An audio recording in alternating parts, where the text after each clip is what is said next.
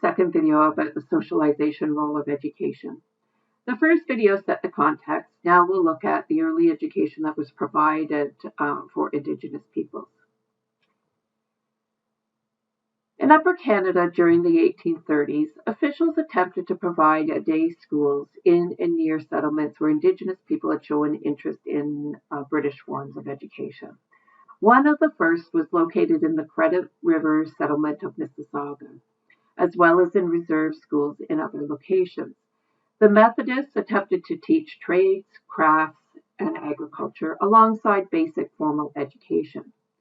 White teachers were used, as well as native, what they called, quote, native exhorters, EXHORTERS, and class leaders. So those would be Indigenous peoples. Government-run schools attempted to segregate the formal schooling from efforts to promote things like agriculture, but really neither of these things were successful.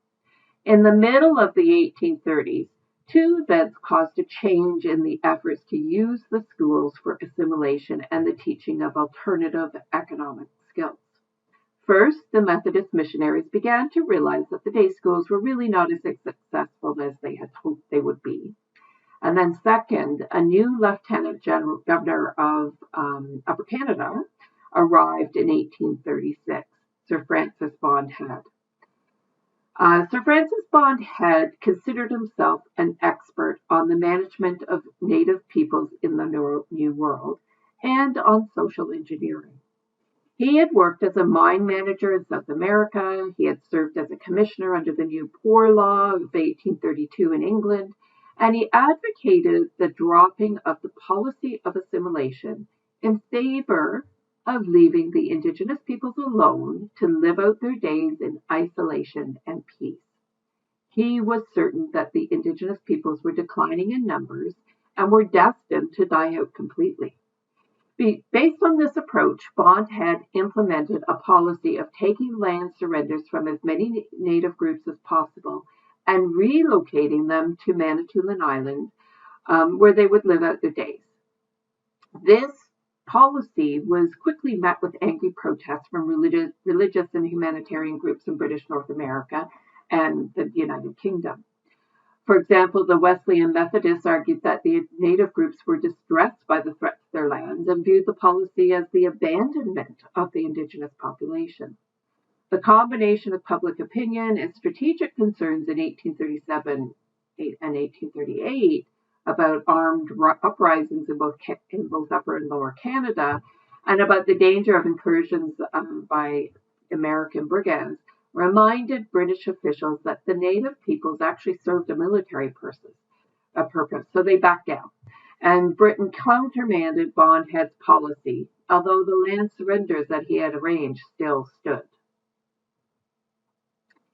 Now, one of the first residential schools was originally set up in 1829 on the Six Nations Reserve near Brantford by the New England Company, which was an English non-denominational missionary organization.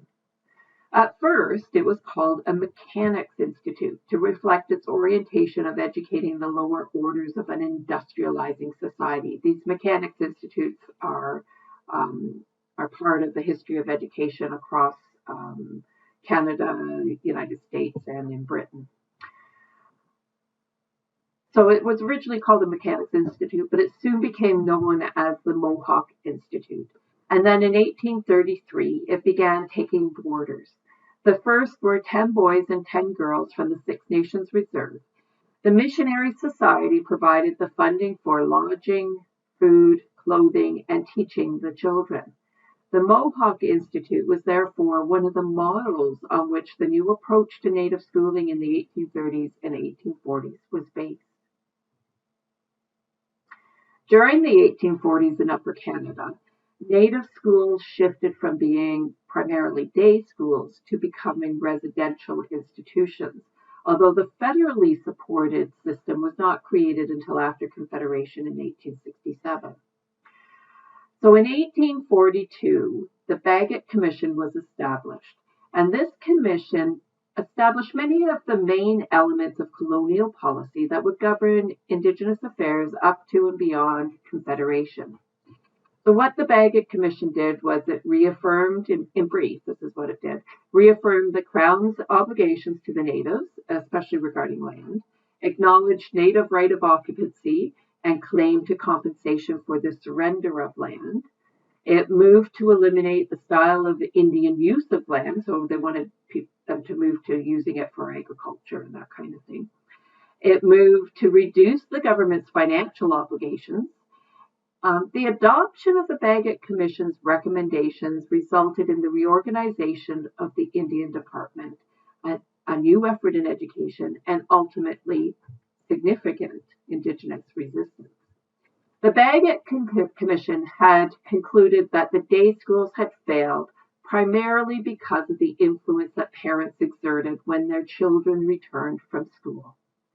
The Commission therefore recommended that the government establish boarding schools with farms in which children could learn agriculture or a trade and be assimilated in the absence of parental influence, as well as being equipped to give up the, quote, annual presents, so the money that natives traditionally received from the British government, and be prepared to settle on and farm plots of land in freehold tenure. Now, these schools, which were at the time called manual labor schools, were to be funded by the government and operated by all the different Christian religious groups who were prepared to take part. Now, given the history that most of the churches already had in terms of education in British North America, it wasn't surprising that they agreed to participate. What was surprising, however, is that the Indigenous peoples initially cooperated with and supported these boarding schools that we know now were designed for the complete assimilation and education of their children. At an 1846 conference in Aurelia, most of the Indigenous chiefs in attendance approved the plan of forming these residential schools. They promised the Indian Department that 1/4 of their annuities for 25 years would be paid in support of these institutions. However, it's clear that these chiefs support the schools for their very own reasons. They wanted their kids to acquire Euro-Canadians learning in order to survive, but they did not want to assimilate. And there's two developments that support this argument. First was that after this conference in Aurelia, some bands refused to send their kids to the residential schools at Alderville, Munseytown, and the Six Nations Reserve. And then secondly, the chiefs steadfastly refused to agree to give up their lands and congregate in the 3 sites that were proposed for such schools. They made it clear that they only wanted schooling, not a fundamental change in their way of life. So in spite of these desires, the desires of the Indigenous peoples, the government was ready to proceed with a policy of what they called peaceful assimilation. And throughout the 1850s and 60s, the system of residential schools was extended. Now, during this time, Egerton Ryerson, who we've encountered before, elaborated on the theory and practice of these residential schools. What had previously been simply implicit regarding assimilation was now made explicit and concrete. Ryerson argued that the purpose of the schools was to give, quote, a plain English education adapted to the working farmer and mechanic. The spirit of the schools was to be a religious one because he felt that, quote, nothing can be done to improve and elevate the Indian's character and condition without aid of religious feeling, end quote. With this shift, the system of removing children from their homes and villages and subjecting them to constant indoctrination in Christianity and the 3 R's became well established. The schools were intended to become self-sufficient by combining a half day in the classroom with a half day in the shops or fields, and for the girls, a half day cleaning and cooking. Resistance to the assimilation as purposed, however, appeared almost immediately in the 1840s and 50s. As the chiefs in Aurelia tried to make clear, they wanted schooling, not a complete refashioning of their lives. So just a little bit of a chronology. 1858, remember I mentioned these acts before. They have an important role to play in the creation of the Indian Act. But 1867, of course, is when Confederation occurs. In 1868, we have the first Indian Act being passed. The Secretary of State is appointed to be the Superintendent General of Indian Affairs, and that person has the power to control and manage the lands and properties of Indigenous peoples in Canada. And so this is when the first Indian Act was passed. And this act can be traced back to those two acts from 1858, the Act for Gradual Enfranchisement of Indians and the Better Management of Indian Affairs. And it's that last act, the Management of Indian Lands and Property Act, that introduces the concept of local government to the reserves.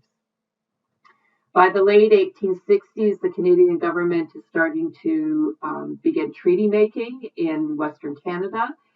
These treaties often include educational provisions. 1871 is when British Columbia joins Confederation, so then the BNA Act is able to be applied in British Columbia. In 1871 to 76, we have 7 major treaties that cede lands between Lake Superior and the Rocky Mountains, but there were no treaties concluded in British Columbia. In 1876, the Indian Act is consolidated, and so it brings together many of the different separate laws, and it's this paternalistic model that makes Indians the wards of the government. So they're placed in a different legal category than all other Canadians. The Act gives individual Natives the right to seek Canadian citizenship by renouncing their rights and privileges as Native peoples. In other words, assimilation into the mainstream Canadian society in return for the loss of culture and all the rights associated with that culture are the main themes here. 1879, the DAVIN report, which we'll talk about in a minute, recommends residential schools on the American model. And by 1880, this is when the buffalo begins to disappear from the prairies, and it forces the Native dependence on the federal government. They're not able, it's much harder for them to survive on their own. And this is when the Department of Indian Affairs is created. So the DAVIN report is the policy document that's signed for this week. So you can think about what stands out for you in this document. Between 1871 and 1877, Canada signed 7 treaties with the First Nations of Northwestern Ontario and the Prairies. Now, each of these agreements contained a clause obligating the Dominion of Canada, to provide schooling for the Aboriginal groups. So Ottawa begins this kind of leisurely search for a way of implementing this commitment. In 1879, this report by Nicholas Flood Davin comes out. It's called the Report on Industrial Schools for Indians and Half-Breeds. And it creates what was, in essence, a manifesto for residential education and becomes the official justification for the attack by the government and the churches on Aboriginal culture. It underpins the curriculum, it underpins pedagogical strategy, all of the things that were targeted at eliminating Aboriginal languages with the intention to kill the Indian in the child, to make them civilized Christians. As such, the concept of the system of residential schools is truly at heart abusive. A little bit more chronology here. In 1884, the federal government bans the potlatch, one of the very important ceremonies out on the West Coast. In 1885, the Northwest Rebellion is crushed by the federal intervention. In the late 1880s, the federal government establishes industrial boarding schools and day schools for Indigenous children, usually in conjunction with the religious organization. So this is when the federal government starts to pay for these schools. And then in 1892, an order in council regulates residential schools under joint Department of Indian Affairs and missionary responsibilities. And this order in council that was introduced in 1892 remains in effect until 1958. So I'm going to pause here and we'll continue this story in video number 3.